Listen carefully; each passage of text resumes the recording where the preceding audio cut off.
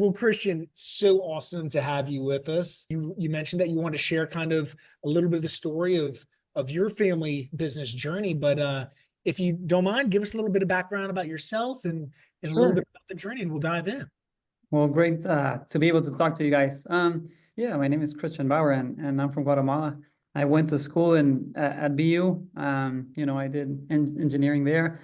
Then I moved down to Miami. I worked there for a few years, started a property management company. Then I did my MBA. Finally decided that I really wanted to come back home, and I came back to Guatemala. So I immediately started a financial company with just a little capital that I had back then. My family on my dad's side was in the business of distributing here in Guatemala car spare parts, for automotives. So we had some big brands we represented here in Guatemala, and the business was started by my grandfather. My dad never really got involved in that business, so that business has been around for, I don't know, maybe like 70 years now. So I wanted to be involved in it in some capacity. And during the crisis of the financial crisis in 2008, the business that I had started, the financial business that I had started, ran into problems because we were working at that point with a company in Miami that did trade finance, and the funding that they used was cut off because of that crisis. So we basically kept going that business on a smaller scale, but with our own capital. But I decided that maybe that's a good time to get involved in the family business on my dad's side. So I guess the biggest brand is Bosch. Bosch, it's a German company that I'm sure you've seen. Yeah. So we represented different brands, and I got involved. But at that point, I guess some of the interesting things that happened was that my dad never really wanted me to be involved in that business. I guess he wanted me to venture on my own and do my own things. And so he sold 50% to a cousin of his. So when I came in, this was like in 2011, 2010, I had to basically collaborate with my sort of uncle, the person who had bought 50%, and he was the president of the company, and I was the commercial manager in charge of like the commercial side of the business.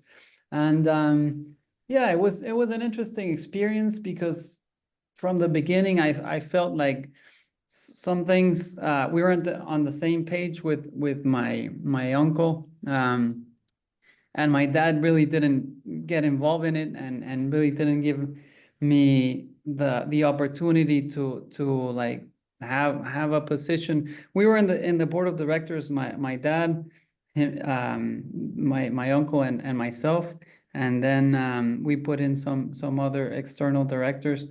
But yeah, I just didn't trust this guy too much, and so it was a difficult time because the when he took over the how would you say it? The profit of the company started to go down and down, and I would see that happening, and I really didn't get a chance to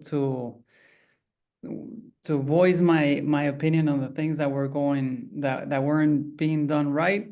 I was a little kid. My uncle has a lot of experience in a lot of businesses, and he was making like the bigger decisions and giving us directions of the managers, me on the commercial side, and there was a financial manager and so forth. But yeah, that was a bit of a struggle. Move forward to 2007. Can I ask you a question about that? So your dad owns 50% at this point. Your uncle owns the other 50%. Your dad's still in the business. Is your uncle a silent partner, so to speak, or is he literally working in the business?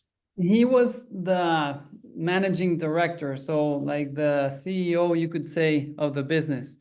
He was working part-time on that business. Yeah. And how old were you? I was, let me see, 2011, I guess this was. So I was born in 78, so that's like 30 something years old, Yeah. early 30s. But you had already run your own business. You graduated B school. Yeah, yeah. So, It's not like you're a kid. I mean, you've got Right. some serious business experience behind you. Still yeah, young, but yeah, I was still young, and I felt like I had a lot more to offer in terms of making the business more profitable.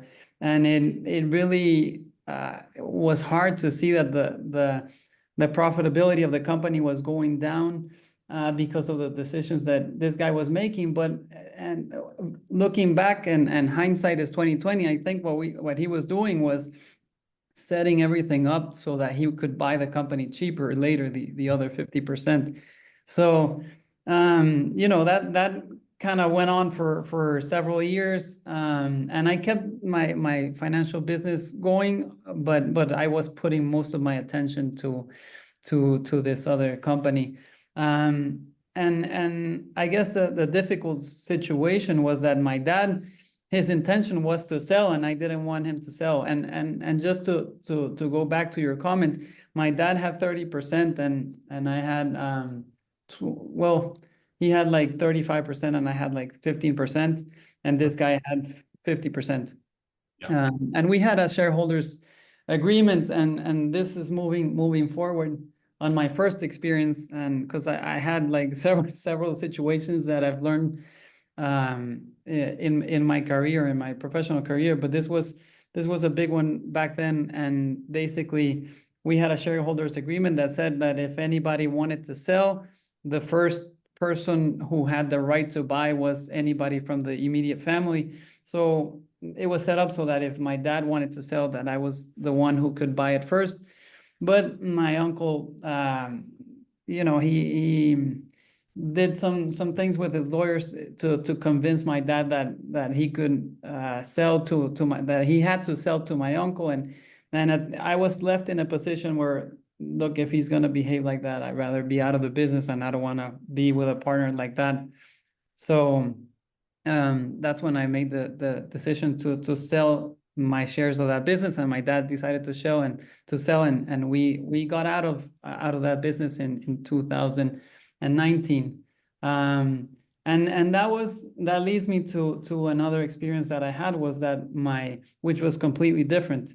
And it was something really interesting, that on my mom's side of the business, my mom's side of the family, my grandfather, who recently just passed away last year, but back then he was a shareholder of a company that sold manufactured paper products, and this was led by the CEO was my uncle, my mom's brother, and my grandfather made the decision to tell his son and his two daughters to let one of the children from each of his children, basically his grandchildren, to create a structure, a company for the next generation, and to be able to pass the capital that was created in that business, the paper company where he was a shareholder. He wanted to sell that company, but he didn't want to just give the money to each of his children and just let it be like that. He wanted to create something that would pass from one generation to the other, and so he gave us that responsibility. And on my mom's side, I was the responsible person to be involved, and my uncle, one of his sons, was involved, and then my aunt as well, one of her sons. So the three of us created this structure from zero, basically, where we drew up. We created this company, and we drew up also a shareholder agreement that would set up the rules on how to move forward from one generation to the other. And this was a really positive experience in general. There's some things that we fumbled along the way, but yeah, I think this allowed us to take the assets from my mom's side and basically structure it in a way that the generation above us could get, you know, my mom is in her, she's 70, and my aunt and uncle are also around that age. So we created this structure so that they could live off of the dividends of this company, but it allowed like the next generation, it allowed us to be involved in a way so that we can do something to create value for the next generations. And that's, you know, that's something that was interesting. So that's another experience that I had, another experience share that I can share. The new company that you created with the three of you, is it a third, a third, a third? How do you how do the voting rights work in that company? And how do you find that dynamic?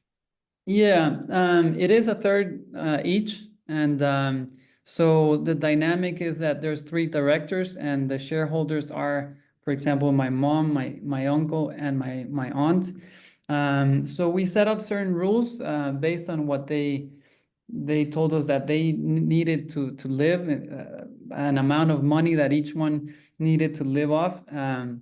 So we set that as a minimum, that the company should, if the company makes a certain amount of money, then that goes to them. Any surplus from that, we can reinvest based on certain rules. For example, we set certain rules about industries that we can invest in. We set certain rules about different risks that we can take.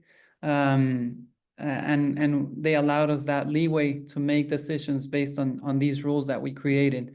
It's a Panamanian company, and I know that a few years ago the Panamanian companies didn't have a good name, but I think things have changed. But it's basically an offshore structure that owns different assets and investments, and then we basically are the directors of that company. So it's interesting. So you have kind of the older generation as the board members dictating a set of rules, guidelines, and structure. So you structured everything ahead of time. And that's where a big mistake comes. It's like once we start things going, then we'll figure out how to do it. It's like, no, figure out how to do it, get the structure around it. And then you, as the next generation, are kind of running it, building it, developing it. But the board is really a very controlling board in a good way, that you have these boundaries. And the idea is you'll then graduate into their positions for the next generation. So the generation that's in charge has some controls and some oversight involved. I think that's brilliant. Yeah, that's the way we've set it up. Yeah. Now, are you, as far as in Guatemala, do you come from a family? Where would you rank yourself in kind of your family in the economic positioning in the company? Are you a well-known family in Guatemala that it seems like you've been entrepreneurs for a long, long time? Yeah. My let's see. I think there was a lot of opportunities. Maybe 50, 75 years ago here in Guatemala, in terms of just there was raw potential. If you would start anything up, there was potential to make it grow. Right now, I think the environment is a lot more competitive. There's still a lot of opportunities. Those are the 2 family businesses that I'm involved with, but I've started, or I'm the shareholder of 3 other companies that have nothing to do with my family, and I'm involved really in those companies on an operating basis. So to answer your question, yeah, I would say that I've been blessed with, with growing up in a family that had different businesses that provided I don't know how you say it, but yeah. You had an above average lifestyle and economic status growing up. Yeah. I just don't want it to sound bad. No. Look, it is what it is, right? I mean, Yeah. we're born into the families we're born in. I find myself extremely grateful that I was born here in the United States and not, you know, Nigeria. You know, Sure. it's like luck of the draw. Just so it goes a long way. But I was just trying to get a sense because there is a multi-generational system going on here. What do you think the lessons, as you look back at the various generations, what's been, you know, what's transpired, knowing what you know now and people that are going through this and trying to plan for the next generation, what are some of the mistakes that you've seen or some of the good things that you're like, when you consider this, make sure you do X or make sure you don't do Y? Yeah. Okay. I guess this is something that I've taken into account in my new ventures that I've done on my personal, on a personal level. But some of the things that I, looking back in terms of the first experience that I mentioned with the auto parts, it's basically, there can be problems with the people inside your own family. So the having rules and having a structure that everybody feels comfortable is, I guess, the first step, and is like the base of a good foundation in terms of just a governance in a company, making that work. The next step, then the other thing that I would take from that experience is just communication. I think that if we would have had better communication in terms with my dad, with my uncle, I think things would have been different. But just letting things be without talking them in an open way, and just what was a formula for disaster, and that led to what happened. So good communication, a good structure, and rules and guidelines would be two of the main ones. And yeah, just keeping in mind that, for example, right now the companies that I'm involved with, I have shareholders in two of them, and we get along very well because I guess from those experiences I learned to be very open with the information, with the vision of the company, and where we want to go, and just making sure that we're all on board on the same vision. And if somebody disagrees, it's fine, but at the end of the day, you got to talk it over, and make sure that you do have to come to terms with the direction of the company, because if people are pulling in different directions, it's going to be really hard. And I guess the other big lesson was that it wasn't worth it to be in a company where the environment of the partners was not healthy, and just I feel so much better working hard towards something when the people that are involved are just, they allow you to work in a nice environment where there's no friction, I guess, all the time, with just like from really minor things to the general direction and vision of the company. We've done a dozen of these, and the one common thread is communication, governance, and make sure that there's a written plan and guideline and protocols, and what are we doing? How do we do it? Leave nothing to chance, but communicate.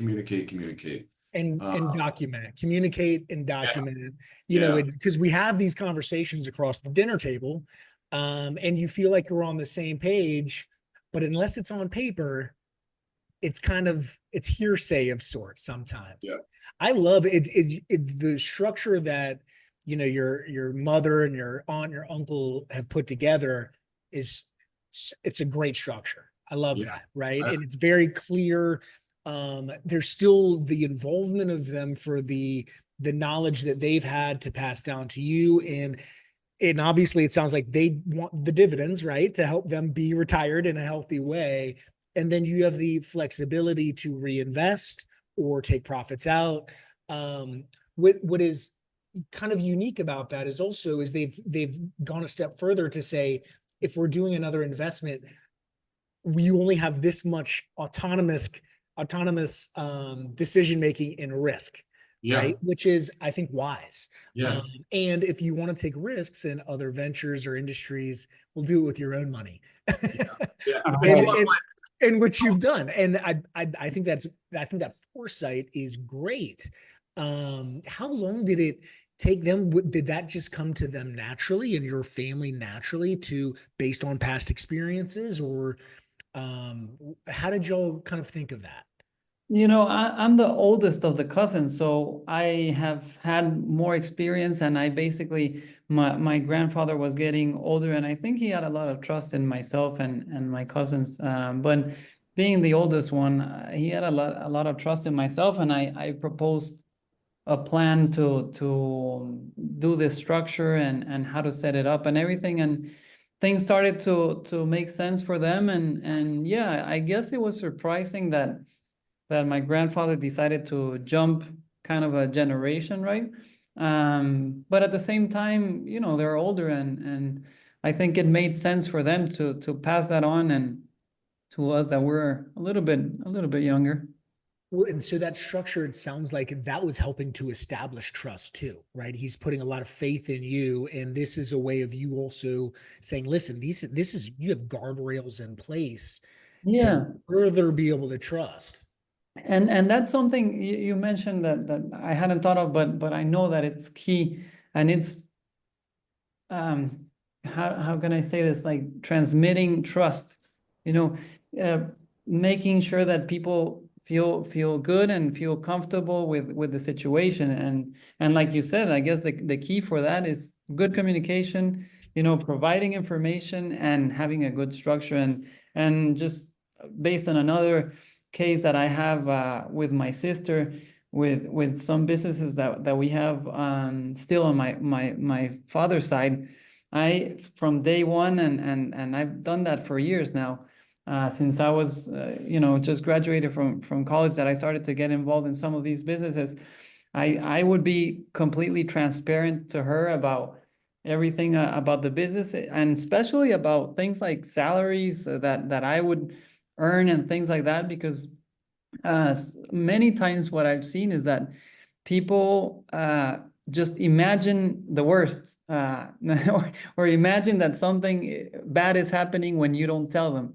So, yes. so I guess that's a big lesson that I've learned over time, is just if you're open with your communication, and especially with things like that, like um, those pain points, like salaries and things like that, where some people are being benefited in a different way than others inside as shareholders or family members, then those are the points where you have to be even more careful about being good at communicating. I have a company, and I share with the shareholders every month financial results, full financials. And we're not interested. I don't care. You don't have to show us. I do. For my sake, I need to show you every month. Whether you look at it or not, it doesn't matter. But I want you to know every number every month. Yeah. Yeah, we could talk about this all day. Yeah. Christian, what about the non-family members? Do you share financial information with or any non-family members anywhere on the leadership team? And you kind of trickle down transparency, or not so much? So with the family businesses, I would say financial information is mainly for the shareholders and for key executives, like the financial manager and things like that. On my personal businesses, then there I'd like to be a little bit more open with information, just because I think it helps for people to know certain information, and to have their feet on the ground about what it takes to do certain things, and because if not, they may be thinking that the company is just swimming in money, and there's just a vast amount of capital to invest in different things, and just so that's my experience, is just being open with the information as much as you can. We have a belief at our company, and that family businesses are exponentially harder to run than non-family businesses. And if you can get a family business down right, then the non-family businesses are going to be super easy. Yeah. You can be transparent and master communication within the family. And, if it's natural and if it's the right thing to do in a non-family business or with other employees, it's going to be super easy. What about the next generation? Do you have any kids, or are you all kind of already thinking the next generation now and kind of just copy and paste the methodology y'all used already? Yeah, I have 3 kids. They're 15, 13, and 11. So yeah, my personality, I'm an engineer, and I'm very structured. So maybe too much in some sense, because I struggle sometimes with the creative part. But yeah, so I do try to think about what I can do. In terms of the kids, this is a conversation that I have sometimes with my EO forum members, and it's interesting because you don't want to make them think that they don't have to work for everything, and you don't want them to think that they're entitled to certain things. I want my kids to know that they have to go out in the real world and work for everything they want, and life doesn't give you anything for free, and so you got to earn it. And in that sense, yeah. But at the same time, do I want to leave something for them? Yeah, it's kind of what I work for. It's just to be able to leave that something for the next generations. And so it's kind of a balance in that sense. But going back to having a good structure and being open with them and telling them that, look, just because I have one son and 2 girls, that doesn't mean that one of them is going to be in a better situation than others. Everyone is equal and in the same situation. And I guess that's I have some experiences there as well, but at least on my dad's side, he was always, that's what he taught me, was to if he would give us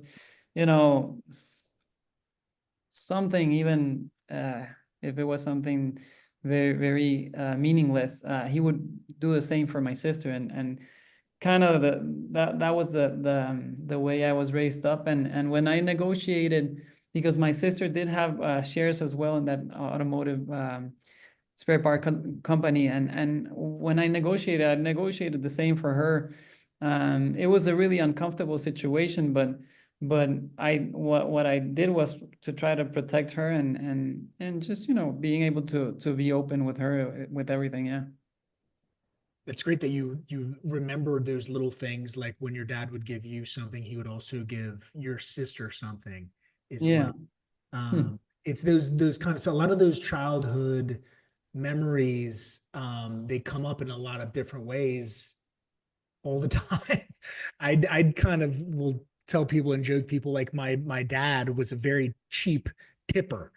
He wouldn't tip people very much money, right? And in the US, it's 15-20% tip. He'd take the change out of his pocket because he was a teacher, and he worked really hard. And that's what we would kind of tell ourselves of, why is he so cheap, that he's not very tipping.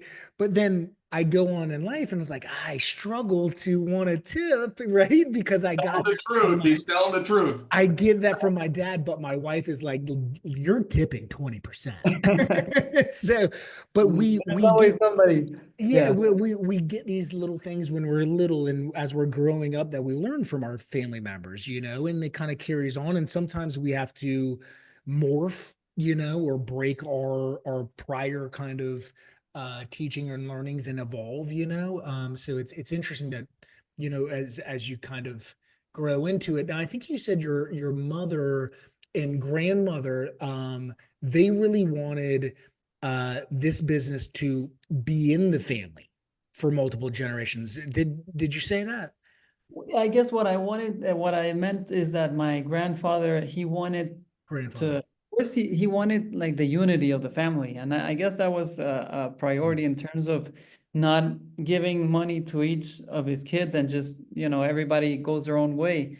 I think he felt like by doing this, it was a way to keep the family together in a way. But also, yeah, to pass the what he had created to the next generations. He was like an awesome grandfather to me and even to his grandkids. So he was always thinking about the future generations, and that was something really cool that he was always thinking about that.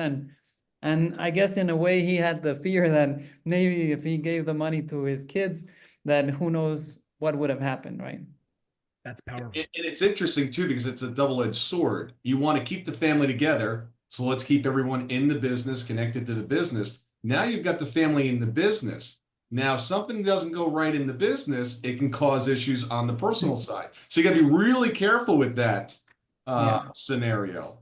Yeah, yeah, and in that case, right away we did run into some situations where I was more pushing towards reinvesting more, and I had pushback from a couple of the other people involved in terms of they wanted to get more money for further retirement, you know. So and it's something that I had to respect and live with. But yeah, it's kind of it teaches you to be able to go along with certain things that is not my priority or not the way I would have done it, but Yeah. in order to make things work. My ex-father-in-law wanted to do the same thing, and he did. He gave the business to the son, and then the daughters, he gave them the real estate that the business is sat on, which sounds pretty good until, and I said this to him years ago, I said, you ought to set like a 100-year lease so the brother and the daughters, don't end up, or sisters don't end up arguing about what the rent's going to be in 5 years. Yeah, Because what do those girls want? High rents. What does the boy want? Low rents. yeah, Yeah. Not a good scenario. yeah, conflict for sure. Absolutely. Your grandfather is a real visionary, right? Yeah, That he is, was. I think that's the only way really to describe it. Very thoughtful, intentional. Um, I wrote down unity of the family. I mean, it kind of blends into this topic of legacy, right? Is this something Yeah. that is talked about, spoken about within the family, or is it just this kind of understanding? Tell me about that. I guess within the family, the word legacy is not really mentioned per se, but yeah, it's implicit that's kind of the goal is to leave that legacy or to transcend. Actually, the name of the company is Capital Generation or CapGen. So it's kind of interesting Yeah. because it's kind of a double meaning. It's like generating capital, but also capital for a generation. For the next generation. I love that. So Yeah. much intention with that. What about, so your kids, you said 15, 13, and 11. So is there any kind of hint of desire to work in, whether it's this family enterprise or business or another, one of the other investments? Or do they not want to have any interest and they want to be artists?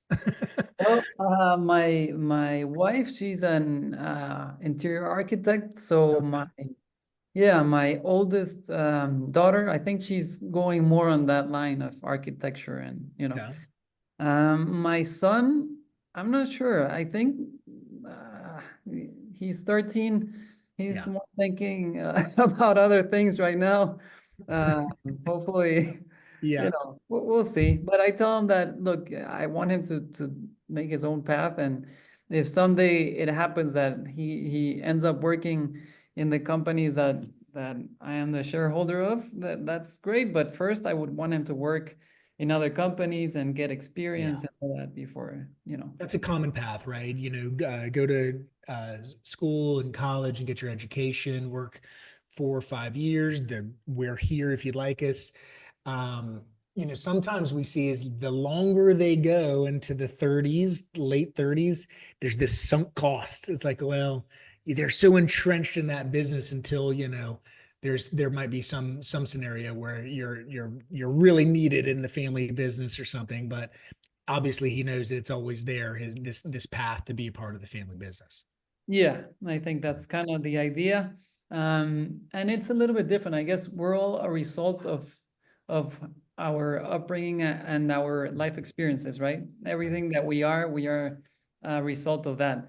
And I'm a result of that. My dad never wanted me to be involved in the family business. So I guess I'm more open to not being like that and just kind of learning from that experience. And yeah, it's important for my son to have experiences in other places, things like that. And I'm never gonna make it, in a way so that he has to work for one of my business. But if it happens, then great. We can do something together, and I'll enjoy that. Well, Christian, this has been a phenomenal interview, man. I absolutely love it. Yeah, yeah. I mean, I was you've got a able great to. journey. Yeah, I hope I was able to provide with some interesting experiences, Yeah, and man. that was kind of the goal.